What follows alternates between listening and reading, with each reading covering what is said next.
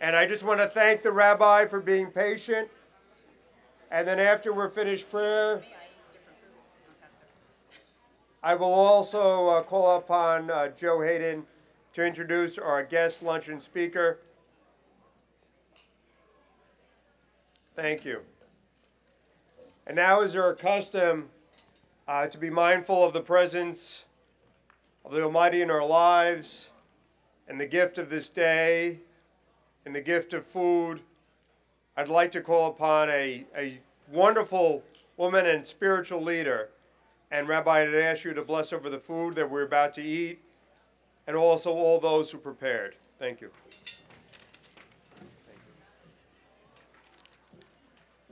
I'm sorry, certain things can't be negotiated.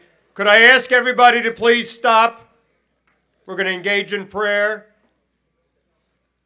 Whatever you're doing right now, could you please? Thank you.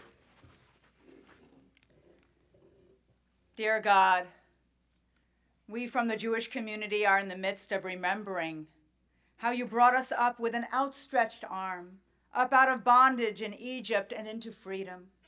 We have fulfilled the sacred tradition already this week of gathering around tables in our homes with family and friends to share in rituals and words that mark a miraculous event. During that Seder meal, we read the words recited by Jews for hundreds of years. B'chol dor vador chayav adam lirot et atzmo. In every generation, each person must see him or herself as if he or she personally came out of Egypt. How difficult it is, O God, for most of us to experience that level of empathy, yet we are commanded to attempt it.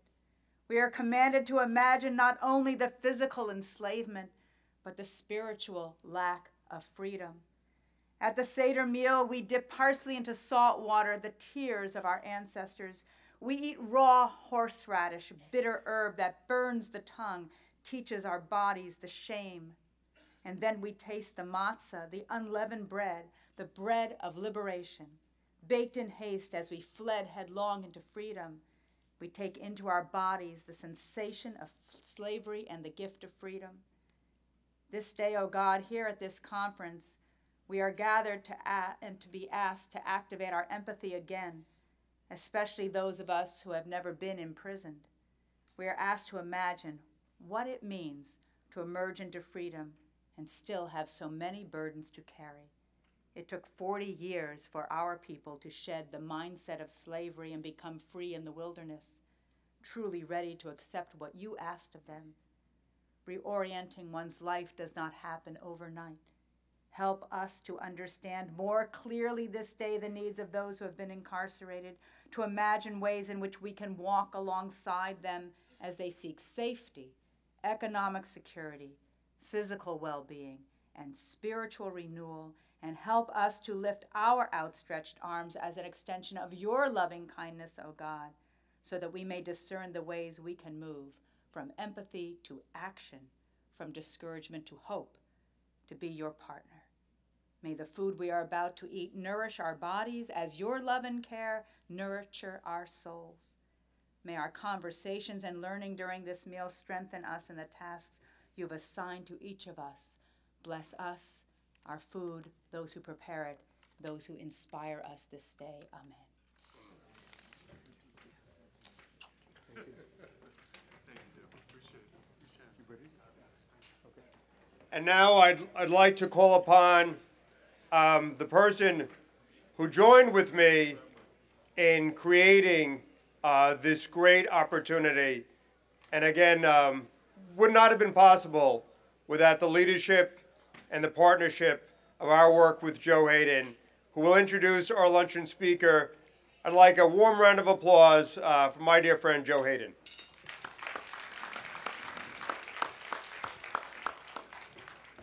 I'm just blown away by the spectrum of people who have spoken here, of diverse backgrounds, of diverse political backgrounds, of diverse ideology, towards one common ideal, and that is reentry. And all I can think of is the famous line that no army is stronger than an idea whose time has come. And the idea of reentry has now come, as we've seen from what has been shared. And there's one thing that I want to leave with people, which is our programs are cutting edge, they're experimental, and the people in the programs may not be perfect. And there may be times that it's not a complete success, that there can be some failures. And then our job is to look at any failure, correct any mistake, but not to back up from pressing forward with these programs, even in the event there's a couple of mistakes. It's now my great pleasure to introduce a man, Jason Williams, with whom I've spent a great deal of time in the past 12 years.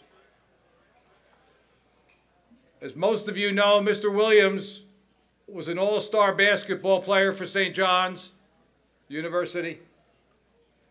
He was drafted in the first round of the NBA draft by Phoenix, then went to Philadelphia, but quickly went to the New Jersey Nets. He was a fan favorite for the New Jersey Nets, not only because of the way he treated people and the way he played, but because of all the charitable work he did, going to hospitals, working with young kids, and became an NBA All-Star and played on the All-Star team for the NBA. His career ended with a non-court injury in 1999 when going for a rebound. He went over a player and broke and shattered his leg and never played again. And his life changed on February 14th, 2002, when after a party with some ball players, he recklessly handled a shotgun and a man died. And after that, there was almost 9 years of litigation. Now is not the time or the place to talk about Mr. Williams' case, but suffice it to say that after the 9 years, he received a sentence of 5 years in connection with a cover-up after the incident and 18 months for the shooting, of which he served the 18 months. And because there were alcohol issues and he had a DUI while he was out awaiting the resolution of the case, he received a 1-year consecutive sentence in New York State, where Mr. Williams went to Rikers after his New Jersey sentence. Since he has come out of incarceration, he has worked with the homeless, he has worked with foster children, and he has worked hard on prisoner reentry in New York City, in Bronx, in Harlem, in Newark. He's spoken at Integrity House a number of times. And I know yesterday he was at an event with Curtis Martin for foster children. And what he's doing is giving back. And the only event I remember for Mr. Williams' case that's pertinent is I recall going down to visit him at State Prison in Mid-State with my partner, Chris Adams. And we talked about the type of thing that lawyers talk about to clients, what may happen with the parole board, what's going to happen in Rikers, what could happen with the New York case. And after our visit was over, Mr. Williams, gracious as he always was, a gentleman as he always was, walked up to Chris and I and said, "Thanks, fellas, for coming down. Don't worry about me. If I got to do every day of the 5 years in New Jersey and every day of the year in Rikers, I did it. I'll accept responsibility for it. And when I get out, I intend to do good."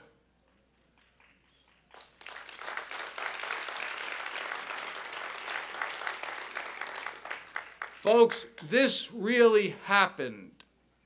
And I remember the power of him looking at Chris and myself. And since he got out in April of 2012, and he's off all parole, he has worked tirelessly to give back.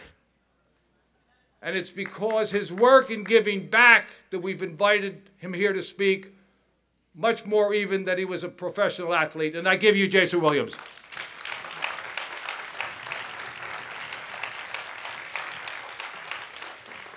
Thank you for the introduction, Joe, but no more checks for you. I appreciate it. Can I start off with a quick prayer? I know we've been blessed by the rabbi and Reginald Jackson, but it's the way I like to start every talk. Oh Lord, that you bless us indeed. Oh Lord, and King, expand our opportunities, our boundaries, impact the lives of many in the name of your glory. Oh Lord, let us do more for you. Lord, please keep me from evil and let me cause no more pain. Amen.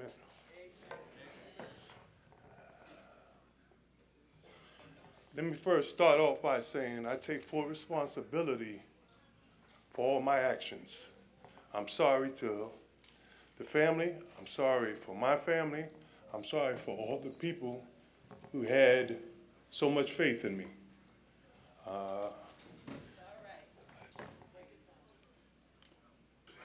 I probably have given over 250 presentations, but not one as important as this one here today, because this is probably one of the first meetings that I have done publicly where we have press and other people involved. I remember playing at St. John's University and then being drafted. And once I got a big contract, the first thing I did was to give St. John's $2.1 million. But I let St. John's know and I let the world know exactly what I did. So I truly wasn't 100% giving from the heart. I was also giving for other reasons. I want you all to know that I'm here for one reason here today, and that's because I believe that I can help my colleagues. And one of the things that Joe, and when I say colleagues that Joe didn't mention, is that I am a convicted felon. And let me tell you something. I remember on sentencing day,